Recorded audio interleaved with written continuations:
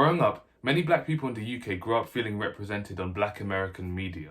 The reason why black American content did so well, in my opinion, was because of the diverse roles and stories that we saw for black people, the opportunity to do comedies, romance, coming of age, sitcoms, and this diversity, in my opinion, was lacking in the UK scene. One problem that the UK entertainment has faced is typecasting black talent to being one specific way, which begs the question of why do so many black UK entertainers have to go to America in order to truly succeed?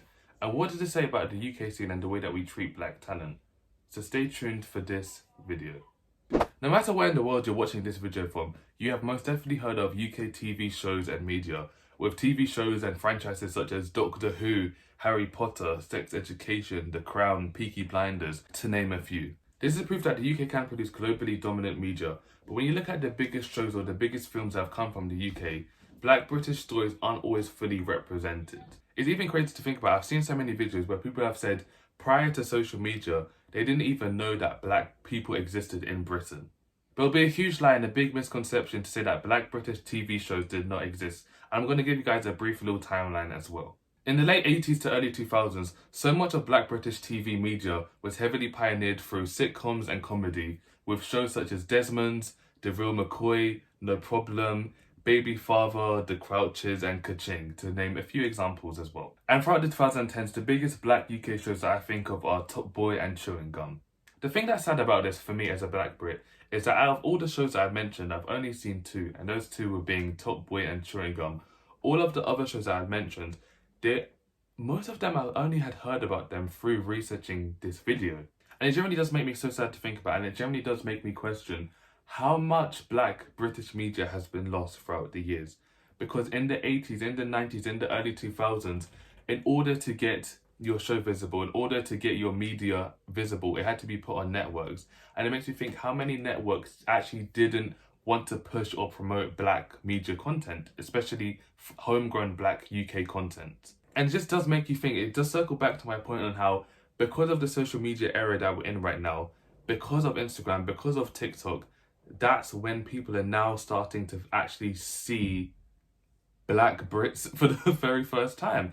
Because it's not a case of black Brits not existing, just the fact that our voices haven't always been given the chance to be visible. And on that note of present day, we actually have been seeing black British media that is starting to garnish worldwide attention, with shows and media such as Shara's Story, Top Boy, Jungle, Borders, I May Destroy You, Jungle. That's a few examples to name it. Queenie. A few examples just to name a few. Side note, I have not watched Queenie before, but upon research, I'm seeing like the worst reviews about that show. Is it bad? Let me know if you've seen it before. Let me know your actual thoughts on that in the comment section, please. And of course, how can I fail to mention Supercell's War, which is a huge phenomenon back in 2024. For this subsection of this video, I'm going to title it The Demand for Trauma. Hear me out. In the present era of black UK media, some of the biggest shows that have gotten worldwide attention are Top Boy, Supercell, Shara's Story, Blue Story, those ones. And it's not to say that those shows are bad, but so much of the plot is heavily driven by gang affiliation or knife crime or raising awareness on violence.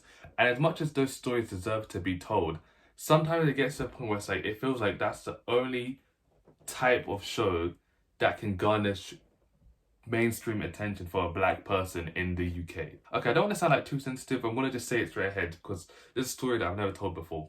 But there was one time that I was watching Top Boy, and I never finished that show, so I can't like talk about like the whole show as a whole. But I was watching like the first couple of episodes, and I can't remember what year I was watching it in. And like within like the first couple of episodes, I remember there was a scene where like someone had been killed, and then like within like the next couple of episodes, like there was like all these black people that were like crying at like a funeral. And for me, it felt too triggering and it felt too real.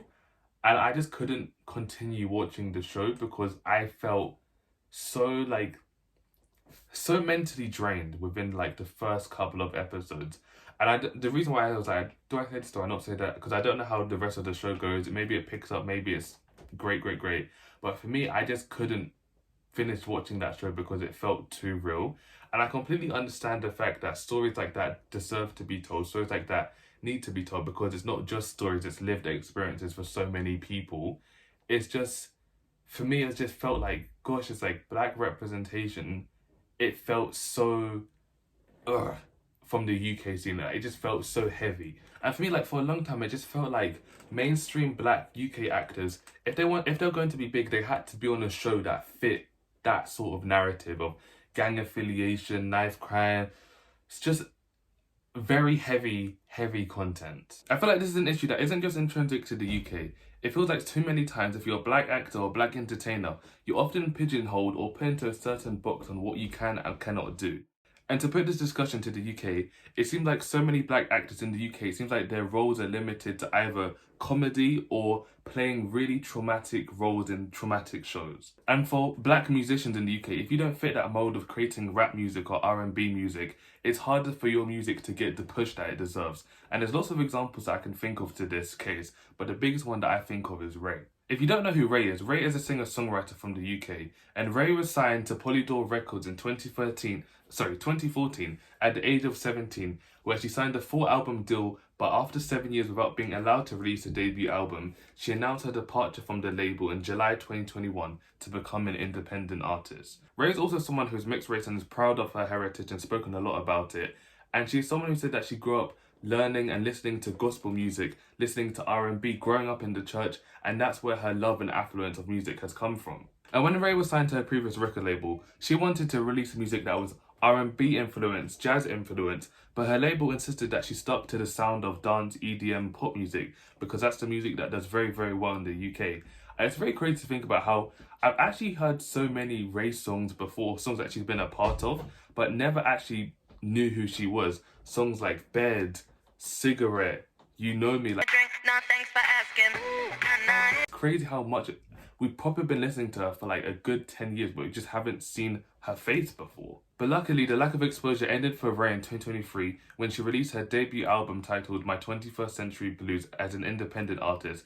And Raye made history at the 2024 Brit Awards by winning a record-breaking 6 awards in a single night, including Album of the Year, Artist of the Year and Song of the Year for Escapism. And on the day of filming this video, Raye has also become a Grammy Award-winning artist for Best Song for Social Change Award for a song titled Ice Cream Man. Raye in 2026 is flourishing, with over 50 million streams on Spotify and so much worldwide love and attention. And I think there's something so poetic about how her career done better after leaving her record label. Becoming an independent artist for Raye was one of the best things that could have happened to her career, because it now meant that all the decisions and all decision making was now entirely her decision. And it's just so beautifully poetic to the point that the music that she wanted to make, the music that she wrote, that's the music that's been garnishing her worldwide attention in comparison to the pop EDM sound that she was ultimately put in a box to create. And a question to think about is, if Raye was still signed to Polydor Records, where would she be right now? And I think we can all agree she would not be as big as she is right now. She would not be having 50 million monthly streams right now. She will not have won 6 Brit Awards right now. And it just makes you think as well, how many artists are like Raye in the sense where it's like, they're so talented, they've got this immense talent, but they're just stuck. Not creatively, but their labels have just put them in a box and said, okay, you're going to make this sound, you're going to do this kind of music, and their music career is just standstill. And I feel like that's a sad reality for so many artists in the UK, because there's so many artists that we know of who we love, and it's like their careers just aren't as big as they should be, because they release a great album, we don't hear nothing from them for like 6 years, 5 years, and then their careers is just, it stands still, it's flat. Which is why there's so many musicians and creatives in the UK, not just black musicians, everyone as a whole, who are trying to venture off to America, trying to capitalize on having an American audience, getting American recognition, maybe even being signed to an American label, because they know in Britain they're not going to get the push that they deserve. And Flo even said this best on their song titled I'm Just a Girl, where they say, time for a breakdown, how many black girls do you see on center stage now? Yet you wonder why they're going to the States now. Another thing that I want to say before I get into this next section of this video is that not every UK creative who goes to America has bad intentions or has had bad experiences with UK executives or UK creatives. And not everyone who makes that transition is black as well. Look at actors and actresses such as Nicholas Galitzine, Millie Bobby Brown, Theo James, Josh O'Connor, Jonathan Bailey, as a few names just to name examples. The big difference when black entertainers such as Daniel Kaluuya, Cynthia Erivo, Damson Idris, Eric Kofi Abrefa, Idris Elba, when they go to America, the difference in comparison to white actors from the UK is that when they go to America, they have their breakthrough moments there. their breakthrough moments. As I said earlier from this video, lots of the biggest shows that have come from the UK don't have black British stories in the forefront, with shows such as Peaky Blinders, Sex Education, Killing Eve, Bridgerton, The Gentleman. For white actors and white entertainers in the UK, there is bigger opportunities here in the UK in comparison to black entertainers.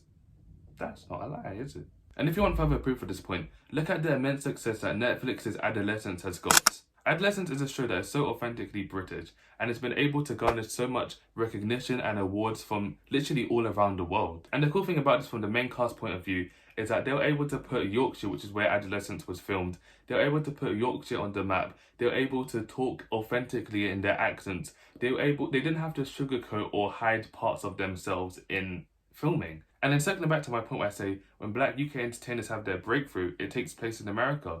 There's so many black actresses from the UK where it's like, wow, I didn't even know that. I didn't know Eric Kofi Abrefa was from the UK. There was even a time where people were even learning that Idris Elba was actually from the UK. He even talked about when he was auditioning for The Wire, which takes place in Baltimore, I believe.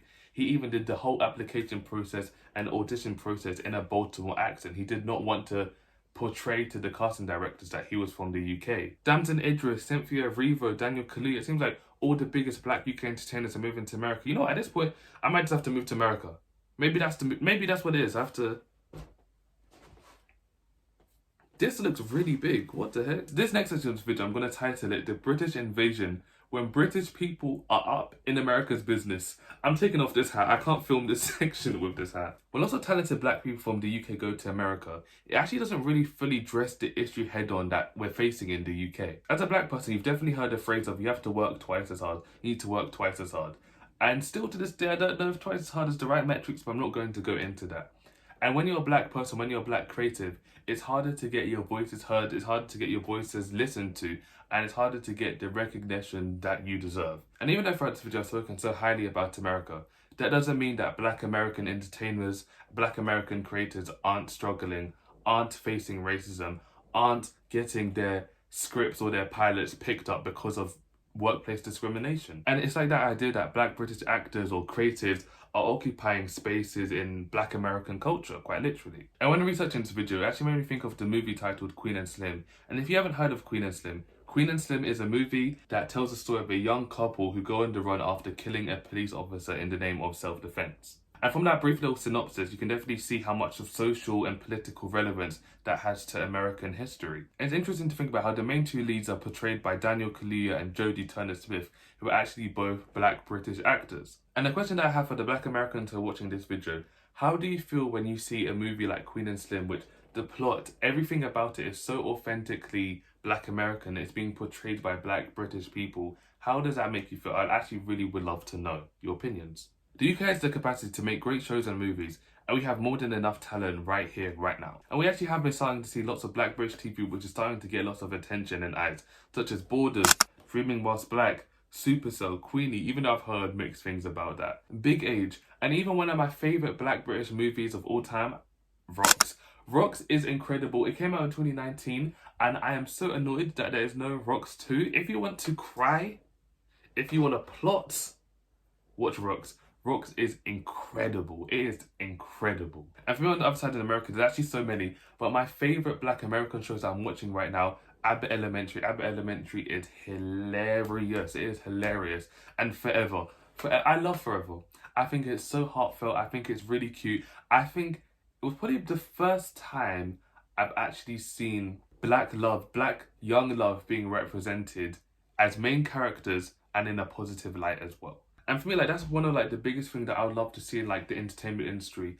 More stories of black joy, black happiness. It's not everyday trauma. It's not everyday traumatic scene. Of course, those stories matter, and of course, those stories deserve to be told.